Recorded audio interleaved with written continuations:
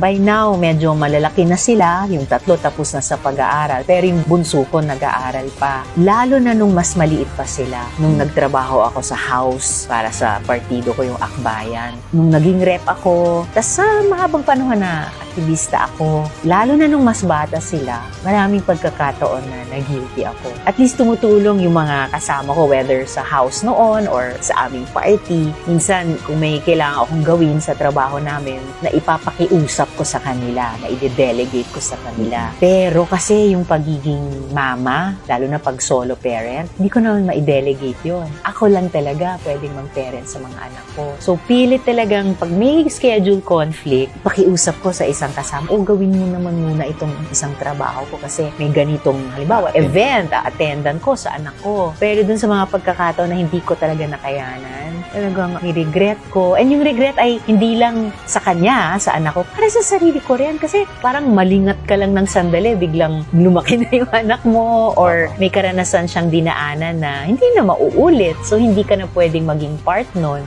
Iba yung memory na yon. Napakabait ng mga anak ko. Hindi sila yung tipong nang guilty sa akin noon. Hopefully, dahil nakita nilang I tried my best. Pero, yung tinatanong mo yung meron ba silang sinabi na hindi ko malimutan. Yung isang hindi ko malimutan ay nung natalo ako ng pangalawang beses para sa Senate, 2013, sinabi ng panganay ko noon, nag-iisang anak kong lalaki, sabi niya, "Ma, ngayon naintindihan ko kung ba't mo ginagawa ito. Para sa amin din ito." So yun ay hindi guilt yung naging reaction ko. Sobra akong natuwa na parang yung pinag-usapan natin kanina, naintindihan niya at na-appreciate niya. Okay sila. Yung tatlo ngang tapos na sa pag-aaral ay nagtatrabaho na. And then yung bunso ko, nag-aaral ng nursing para pagpasa niya sa board sa nursing, ituturing niyang pre-med din niya yon, papasok din siya sa med proper. Okay sila. Yung tatlo ngang tapos na sa pag-aaral ay nagtatrabaho na. And then yung bunso ko, nag-aaral ng nursing para pagpasa niya sa board sa nursing, ituturing niyang pre-med din niya yon, papasok din siya sa med proper. Yun na nga kasi sa lahat, yan ang pinaka-importante sa buhay, di ba? Yung pamilya mo, lalo na yung mga responsable ka para sa kanila. Whether mga anak mo or yung magulang mo pag matanda na sila. So, ang feeling ko pag nakikita ko yung mga anak ko ngayon na tapos na yung tatlo, nagtatrabaho na, and then lahat sila, may mga partners din, masasaya sa mga relasyon nila. Sobra akong natutuwa at over time napapanatag yung loob ko na talagang tinataguyod din nila yung mga sarili nila ng maayos. Nadadaanan nila yung mga kung anong mga proseso nila sa paglaki nila at pagtanda nila, pagiging young adults nila. So, nakakampante ako na nagiging okay sila sa buhay nila. Maraming pagkakataon din. May panahon na nasa isang, hindi eksaktong rally, parang prayer rally. Tapos biglang nag-text yung kasambahay namin na ate, naputulan tayo ng kuryente. Oh my God, napamura pa ako. Nasa prayer rally kami. No? So, kailangan ko umalis ng maaga para tumakbo dun sa opisina ng Meralco bago siya magsara nung araw na yon, yung office hours. Para may kuryente kami sa gabi. Kailangan kong bayaran. And then, yung mga, may panahon kasi, yung 4 na anak ko, lahat nag-aaral pa, iba't ibang eskwelahan, different city. Nasa akin nung panahon yun, pero for some reason, nasa magkakaibang eskwelahan. May 2 weekend, na 2 sa kanila, may Parent-Teacher Association activity. Ako naman, pabibo, miyembro sa lahat ng PTA. So, para akong headless chicken noon. Early morning, nandun ako sa isang school, ng isang anak ko. Mid-morning, tatakbo ako dun sa kabilang school. And those years, talagang, wow, inasahan ko talaga yung mga ninong at ninang nila. Kasi may mga panahon ng pagbayad ng tuition, hindi ko kayang pagdugtungin yung 4. So, uutak ako sa ninong or ninang. And then, over the next years, babayaran. So, yung mga gano'n. Oo, kasi 4 sila Isa lang ako. Yeah, overnight. Naranasan ko yun. For several years na nag-aaral pa sila. Kasi mula nun, nagsimula lang silang magtapos sa pag-aaral. 2015 na. So, isang dekada. Lahat sila talaga nag-aaral pa. Siguro, pakiramdam ko muntik na akong susuko. Wala akong K Kailangan kong itawid sila. Kasi may taon, nalimutan kong bayaran on time yung buwis ko sa BIR. Shucks! Oh my God! Deadline ngayon! So, takbo ako sa BIR office namin. lumapit ako dun sa desk, sabi ko, ano bang penalty ko? Kinuwenta niya, then binigay niya sa akin. Then nung nakita ko, siguro napuno na ako nung araw na yon. Umiyak ako kasi penalty Bukod dun sa buwis, may dagdag pang babayaran. Tapos, napansin ako nung miss. Sabi niya, ay ma'am, akyat kayo dun sa isang boss namin. Pwede naman kayong mag-appeal.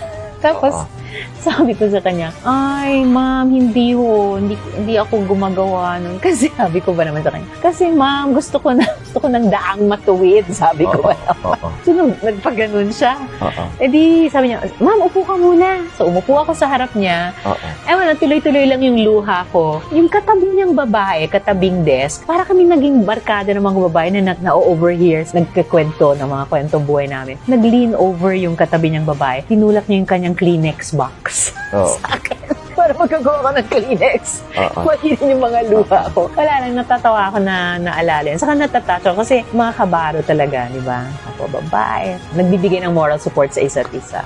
May 2 taon magkasunod na muntik na akong malate magbayad ng pamilyar sa bahay namin. Mga ganon. Oh my God. Minsan, kailangan ko lang maging mas organized pa. Para hindi ko malimutan yung mga importante. Yes. Opo. Personal akong pumupunta sa City Hall namin para magbayad. Actually, kailangan ko rin yun na-appreciate ko yun. Kasi feeling ko, pag kami nagtatrabaho sa gobyerno, ginagawa namin personal yung mga bagay-bagay. Just nakikita namin paano nagwe-work or di nagwe-work yung system. Naka-immerse. Exactly. Naka-immerse. Gusto ko yung salitang yan bilang dating community organizer. So, naka-immerse kami, nakikita namin anong nagwe-work, ano naman ang hindi nagwe-work, at marami-rami pa yun. So, mas may incentive kami, at kasama ako na, gumawa tayo ng solusyon. Kasi naranasan natin either yung bagal, or yung delay, or yung corruption. Hassle Parang nakakainis, at hindi deserve ng mamamayan, hindi deserve ng tao. So, habang kami nandito, nagtatrabaho sa gobyerno, dapat lang gumawa kami ng mga solusyon.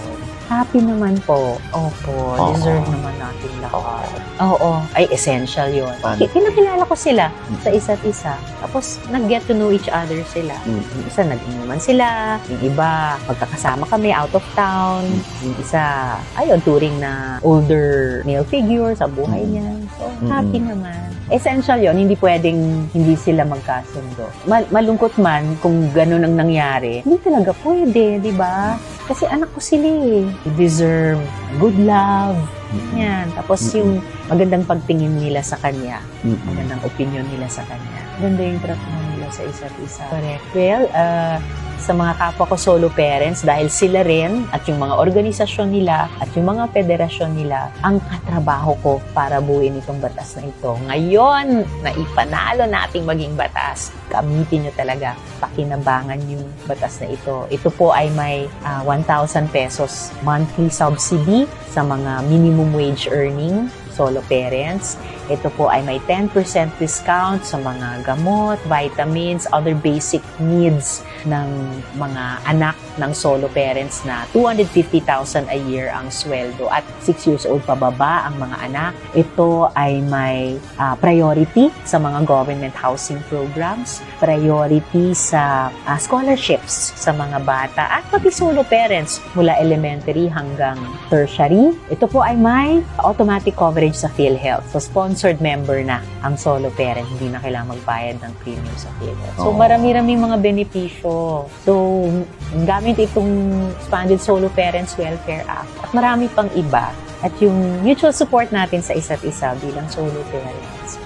Okay lang na umiyak kasi may mga araw talaga na makakaiyak. Pero sabi nga, nakaguhit sa palad natin kung ano man ang nangyari para naging solo parent tayo. Pero nandyan pa rin yung mga anak natin.